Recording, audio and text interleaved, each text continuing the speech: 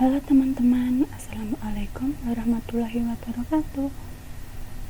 Pada kesempatan kali ini, saya akan membahas sedikit materi tentang akuntansi perusahaan dagang.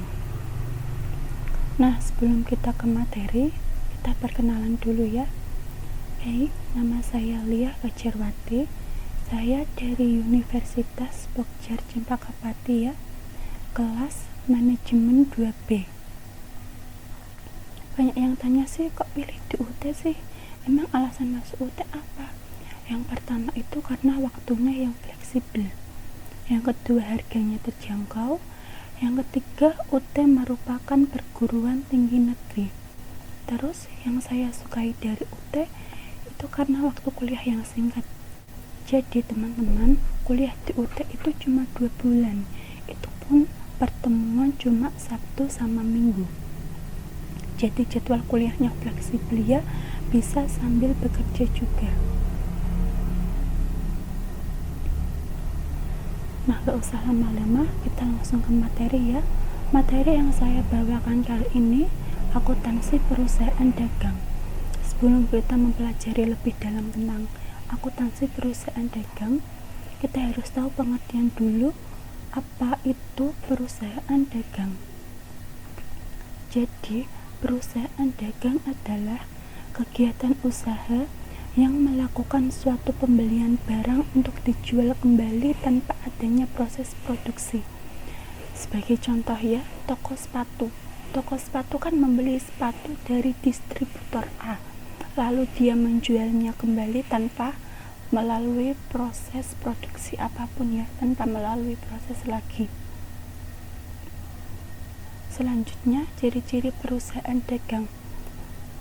Apa sih ciri-ciri perusahaan dagang? Yang pertama,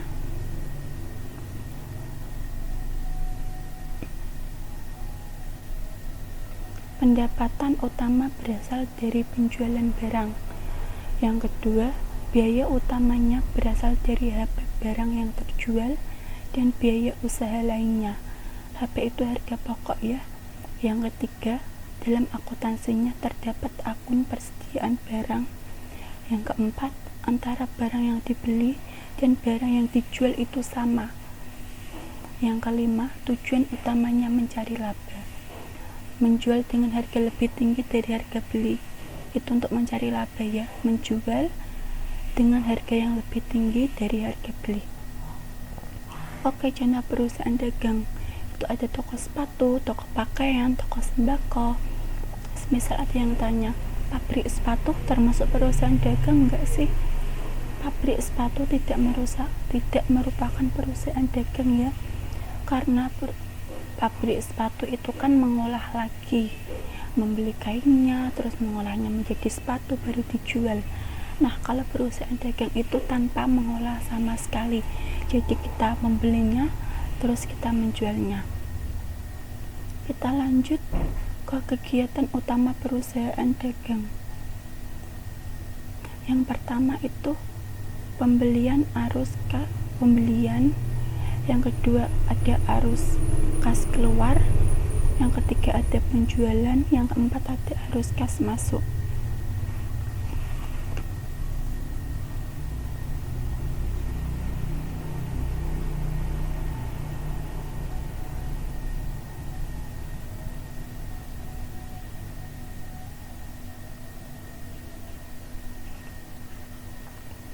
Selanjutnya kita akan membahas tentang macam transaksi perusahaan dagang. Yang pertama itu ada pembelian barang, baik pembelian secara kredit maupun secara tunai. Yang kedua retur pembelian. Yang ketiga potongan pembelian. Yang keempat beban angkut pembelian. Yang kelima penjualan barang dagang secara kredit maupun tunai. Yang keenam retur penjualan. Yang ketujuh potongan penjualan. Nah, ini nanti akan kita bahas satu persatu ya. Dimulai dari pencatatan transaksi ke jurnal umum pembelian barang dagang secara tunai. Nah, ini pembelian barang dagang secara tunai ini nanti akan berakibat pada akun kas berkurang dan akun pembelian bertambah.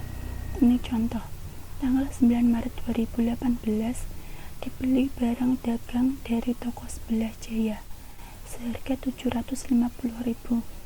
Maka kan kita membeli barang, berarti pembeliannya kita bertambah. Sedangkan kita membeli barang kan menggunakan kas, jadi kas kita berkurang. Jadi ini pembelian barang akunnya seperti ini ya, pembelian di debit dan kas di kredit. Selanjutnya untuk pembelian secara kredit, ini akan mengakibatkan saldo akun utang bertambah karena pembeliannya kredit, jadi utangnya bertambah ya, dan tetap saldo pembeliannya bertambah. Ini contoh, tanggal 13 Maret dibeli barang seharga 900.000 secara kredit dengan syarat. Kalau ada syarat seperti ini, itu berarti pembeliannya secara kredit. Maksud syarat ini 2/10, itu ada diskon 2% pada pembayaran H+10 hari. Dibeli barang dari toko 900, berarti tetap ya pembeliannya bertambah karena kita membeli barang dan secara kredit. Kalau secara kredit berarti utang kita bertambah juga, di debit 900, pembelian di debit 900. Selanjutnya di retur pembelian. Retur pembelian ini dapat dilakukan secara tunai maupun kredit. Secara tunai akan mengakibatkan akun kas bertambah dan retur pembelian dan pengurangan harga bertambah. Sedangkan secara kredit mengakibatkan akun utang dagang berkurang dan akun retur pembelian dan pengurangan harga bertambah. Contoh, pada tanggal 24 April 2008 dikirim nota debit ke toko Karisma atas pembelian barang dagang pada tanggal 13 April 2008 seharga 150.000. Nih, kalau ada dikirim nota debit berarti itu termasuk secara kredit ya. Jadi kalau secara kredit hutangnya berkurang, retur pembelian dan pengurangannya bertambah karena ini kan retur pembelian. Jadi ada pembeli itu mengkretur, jadi hutangnya berkurang, retur pembeliannya dan pengurangan harganya bertambah.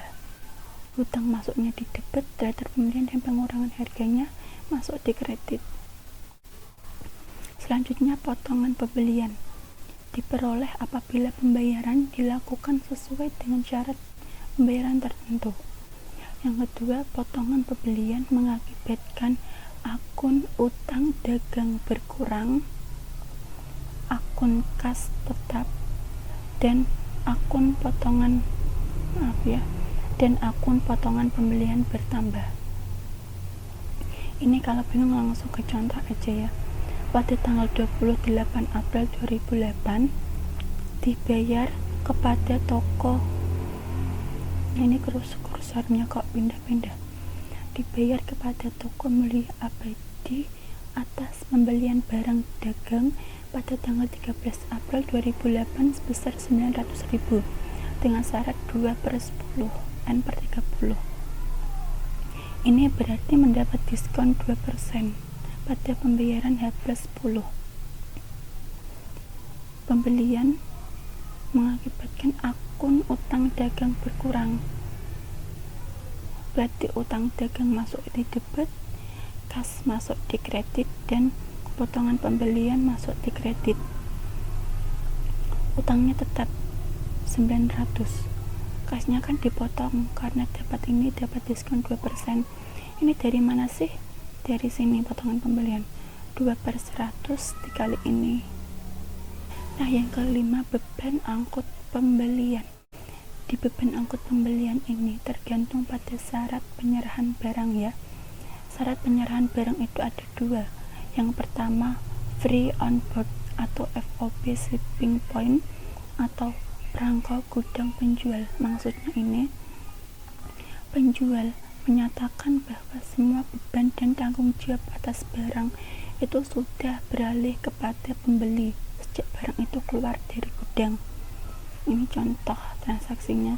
Pada tanggal 1 Mei 2008 dibeli barang dari CV Indah Bakti Surabaya seharga 3.500.000 dengan syarat 2/10 dan dibayar tunai beban angkut pembelian sebesar 200.000.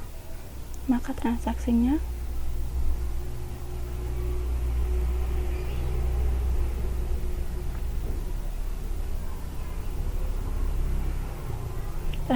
seperti ini ya. Pembelian di debit, beban angkut pembelian 200.000 di debit, kas sama utang dagangnya di kredit.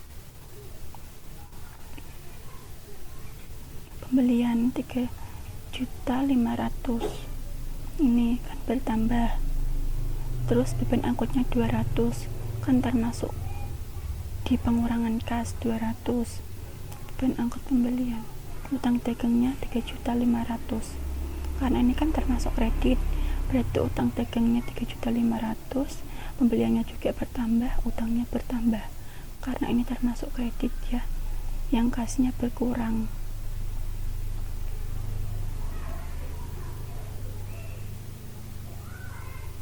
Yang kedua ini FOB destination point atau cost and freight atau perangko gudang pembeli. Ini pada perangko gudang pembeli, penyerahan barang dan tanggung jawab atas barang itu diserah terimakan di gudang pembeli. Sebagai contoh, pada tanggal 4 Mei 2008 dibeli barang dari PT Putits CEO seharga 5 juta dengan syarat 1/10. Ini kan berarti pembeliannya bertambah, utangnya juga bertambah sebesar 5 juta, utang dagangnya dikredit sebesar 5 juta. Ini kenapa enggak seperti ini transaksinya? Nah, kalau di perangko gudang penjual itu kan beralih kepada pembeli. Kalau ini di gudang diserah terimakan di gudang pembeli. Kita lanjut ke transaksi penjualan barang dagang secara tunai.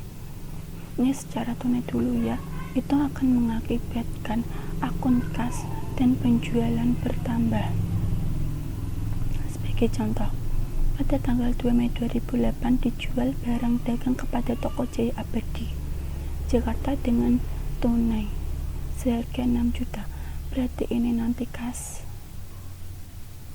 kan dijual, berarti kasnya bertambah, penjualannya juga bertambah. Kita lanjut.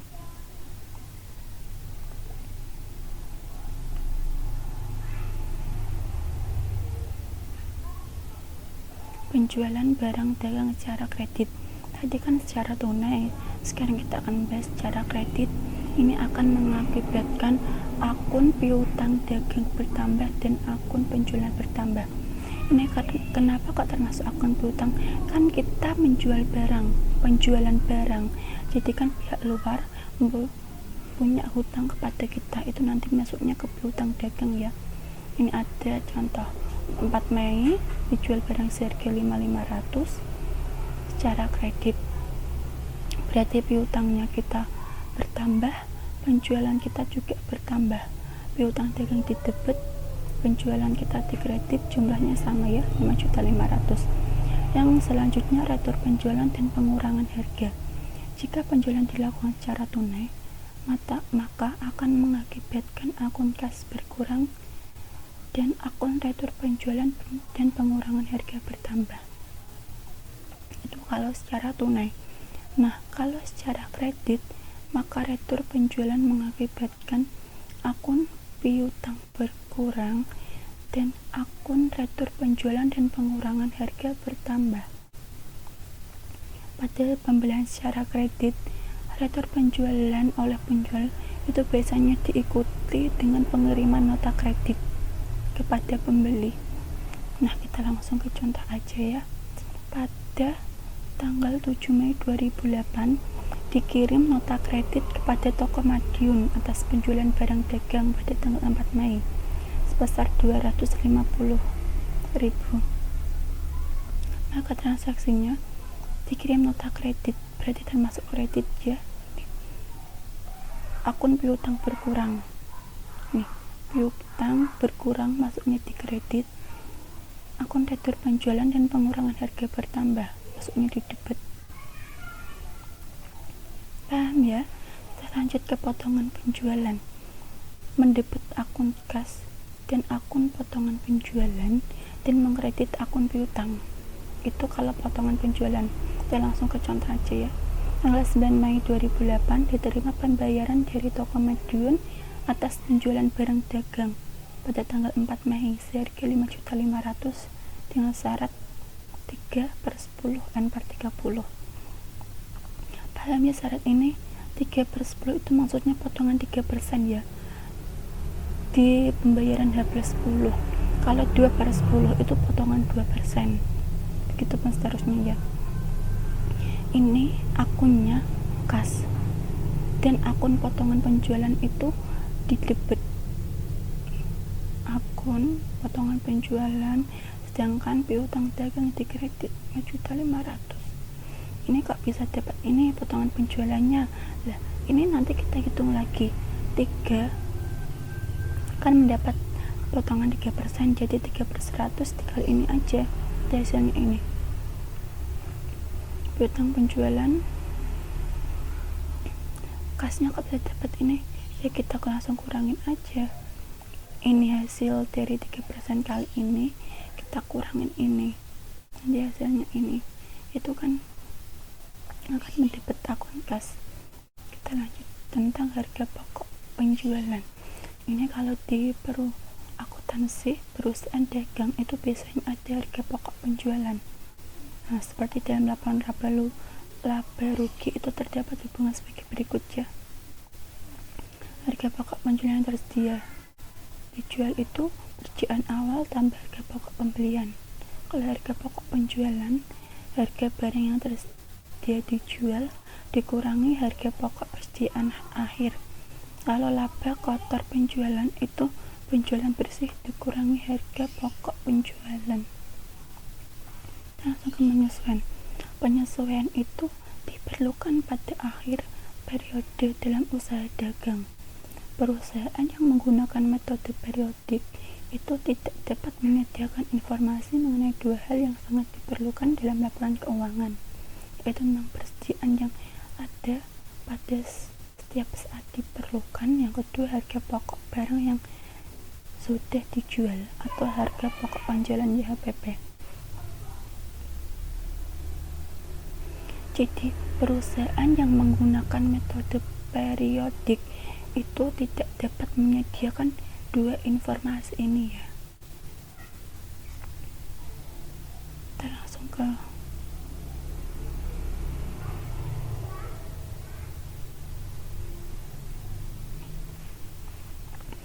HPP sama dengan persediaan awal tambah pembelian dikurangi persediaan akhir. Rumus ini itu untuk mencatat harga pokok penjualan dan persediaan akhir pada perusahaan yang menggunakan persediaan periodik ya. Ini perhitungannya seperti ini. Ini harga pokok penjualan, persediaan barang. Ini harga pokok penjualan pada pembelian. Selanjutnya persediaan barang dagang akhir pada harga pokok penjualan. Selanjutnya, apabila dalam buku besar terdapat rekening yang berpengaruh atas pembelian, rekening yang berpengaruh atas pembelian itu seperti rekening biaya angkut pembelian, retur dan potongan pembelian, potongan tunai pembelian, maka saldo rekening tersebut harus dipindahkan juga ke rekening harga pokok penjualan. Transaksinya nanti seperti ini.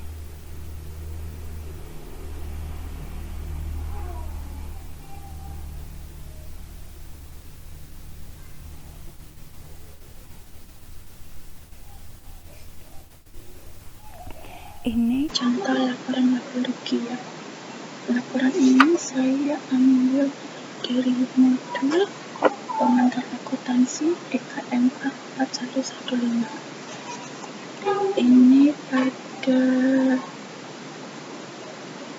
bab 5 ya.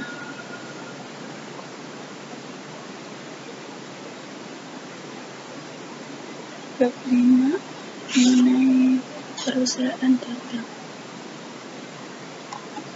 Oke, kita lanjut di laporan perubahan laba ditahan untuk periode yang terakhir.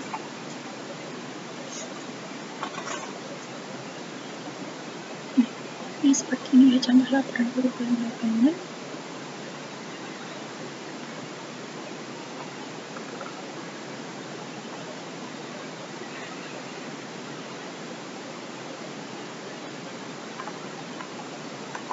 Oke, kita lanjut di contoh laporan perubahan laba ditahan seperti ini. Neraca seperti ini ya, ada lancar, tetap, utang.